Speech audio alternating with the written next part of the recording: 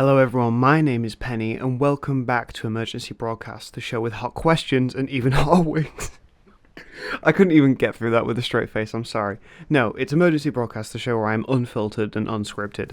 I recognise unfiltered makes it sound like I'm about to give some insane, political hot take for some reason. Hey, fellas, what's your take on those trans people? I upload, one video about being trans and then I immediately enter my Blair White arc. No, that's not happening over here, I promise. But Emergency Broadcast is motivated by me just wanting to talk about something and not really wanting to script it, just have a little conversation between me and you, as friends. We're friends. We've been hanging out all day. And today's Emergency Broadcast is motivated by three things. The first one, I started HRT. Celebratory edit incoming in 3, 2, 1. Yeah, baby! That's what I've been waiting for. That's what it's all about. Second of all, this channel crossed over 100 subscribers and then over 150 a day later because the Euphoria Rules video is really resonating with people, and that means a lot to me because that video means a lot to me. And third of all, look at this.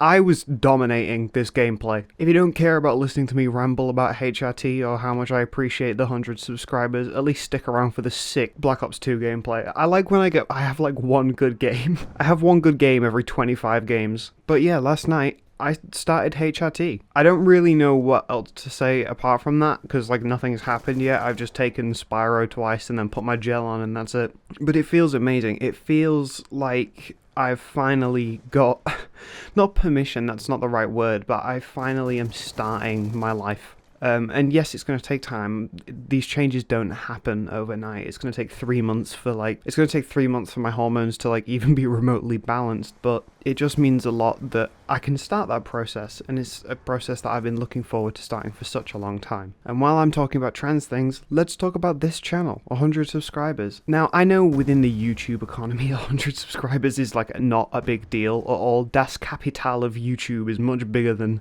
my 150 subscribers. But it means a genuine lot to me. I know Mr. Breast Jimothy gets 1 trillion views in 5 minutes and then donates all that money to Elon Musk or putting poor people on train tracks. I think I saw a thing of Mr. Beast paying people to lay on train tracks. Wasn't it cool when we all watched Squid Game when we were in school? I hope you were in school then. If not, I'm going to feel really old. Or really young. Thanks for tuning in, Unc. But do you remember when we all watched Squid Game and we were like, oh wow, this is a pretty biting commentary on how things are at the minute. Those freaks made it real. It just gave them the idea. Just some guy in a board meeting, I got an idea. We should be getting them to fight each other. That's way more interesting. If that wasn't probably somewhat close to reality, it would be much funnier. But anyway, 100 subscribers. When I first started this channel, I remember I was going on a walk with my lovely girlfriend, and we were just in the middle of nature, and I was talking about YouTube because I'm brain rotted. She puts up with a lot, okay? And she was asking me about my channel because I'd only made 3 videos at this point, and they were all completely terrible, and you could barely hear me because I didn't know how to even put my microphone volume correctly. And I said, well, my dream with that channel would be it hits 100 subscribers. And she was like, what do you mean? I was like, that style of content, this style of content, the COD commentary content, hasn't been relevant for over a decade at this point. It's 2025. 10 years ago was Filthy Frank and iDubbbz, which by the way is happening again. What the fuck? We are unprecedented levels of back. So it's, women are in a nature setting, to be conquered.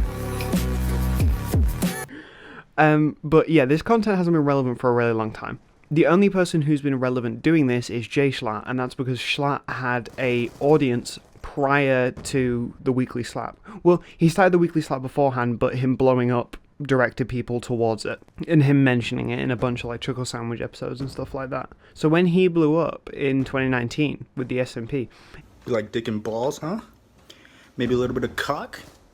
and there has been some other people that have blown up doing this, like Bella VRC, who made the very good video Dysphoria Sucks, which I've linked to multiple times on this channel, but I'll link to again because I think it's an incredible video that is one that, if you are trans, will hit you right in the feels. So now that I'm actually here at 100 subscribers, I just want to keep going, I guess. It's great. I'm so thankful. I'm so thankful that latest video is really resonating with people.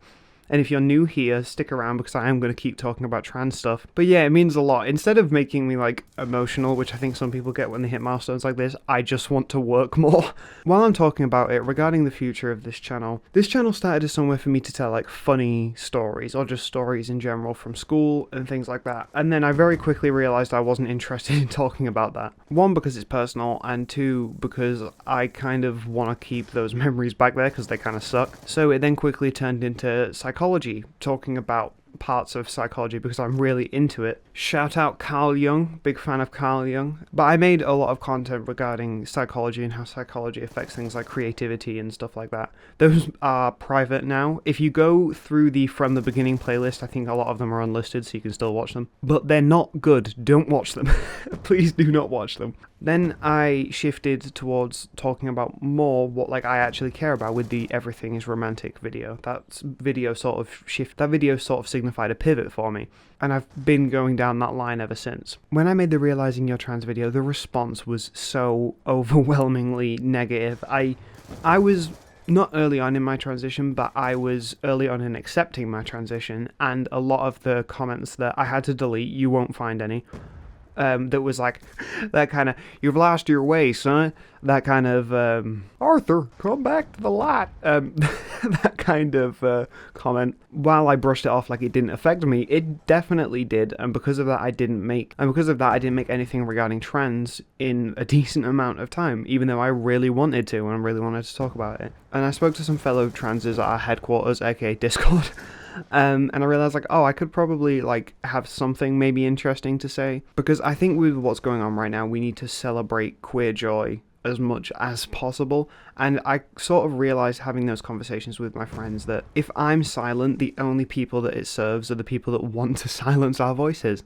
So the best thing that we could do for ourselves is to keep talking about queer joy, keep talking about transitioning and, you know, all these different aspects of the queer experience, because if we don't, then they become incredibly easy to eradicate. So we must talk about them, we must keep them at the forefront of discussion, because if we keep them at the forefront of discussion, it will make it much harder for people to suppress. So I did, and it seems like a lot of you are also trans people that have found me through the We Will Make It or the Euphoria Rules video, and if you are, stick around. It's not always going to be happy. I do want to touch on some bad parts about being trans, and I don't mean that in terms of society. I mean that in terms of, I think there is a lot of part of the trans experience that isn't talked about publicly. I think it's not because we don't want to give ammunition to people, which I completely understand. And don't take this as me like dissing the trans timelines or stuff like that, because I really appreciate stuff like that, especially with just starting HRT. And yes, I've definitely imagined myself doing a transition timeline in like 2 years and what that would look like. But I think there is parts about being trans that get skipped over on things like trans Twitter. And what I mean by that is, I mentioned in the We Will Make It video about how most trans people mourn their childhood, or what their childhood should have been if things worked out. Now, yes, while you have always been the woman you are, I'll speak to trans femmes because that's what I am.